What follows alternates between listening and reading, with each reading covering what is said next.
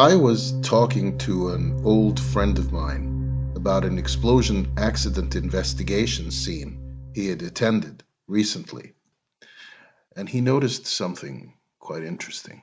Within the explosion, there were trees that were damaged with the leaves and branches torn off, and outside the area center of the explosions, there were trees that were snapped off, meaning that the trees outside the center of the explosion had experienced even greater damage to the point where they were snapped off.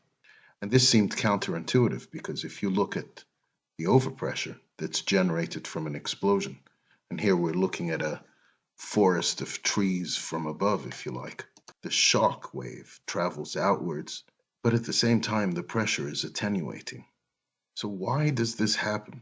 Why do the trees outside the area, outside the center of explosion, experience a higher pressure than do the trees right at the center?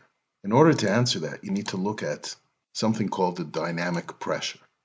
Dynamic pressure is proportional to the velocity of the gas squared, the velocity of the stopped gas squared times the density. So a fast, cold gas has a much higher dynamic pressure than a hot, stationary gas. And that's the idea behind this. What we're looking at here is the static pressure, and it forms this pattern. The dynamic pressure is the pressure that arises from stopping a moving fluid. The high temperature, high pressure, potential energy of the gas just at the time of the explosion was converted into kinetic energy of the moving gas as the gas expanded outwards.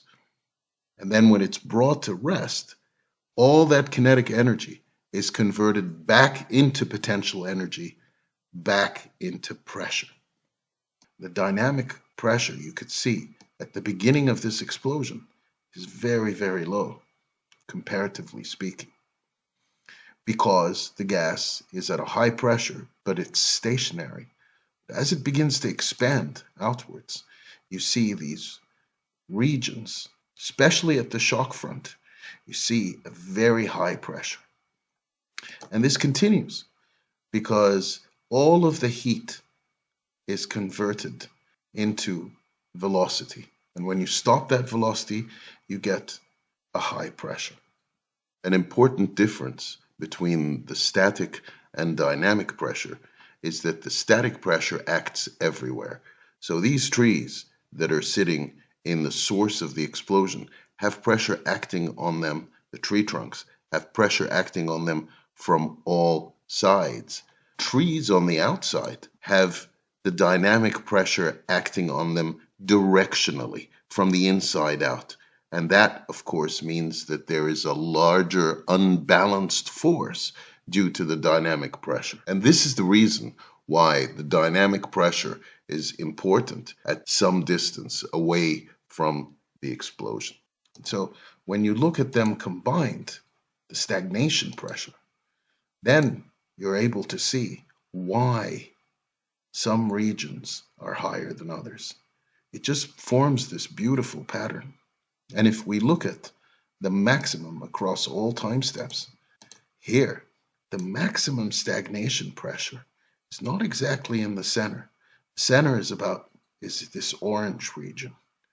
But outside, you've got regions of white where the pressure is even higher. And that is that heat of the explosion plus the static pressure of the explosion being converted into a velocity. And then when that velocity is stopped by an obstacle like a tree, it is converted back into pressure and generates a high force, snapping off trees in locations like this. It's a very perceptive observation from a very experienced accident investigator.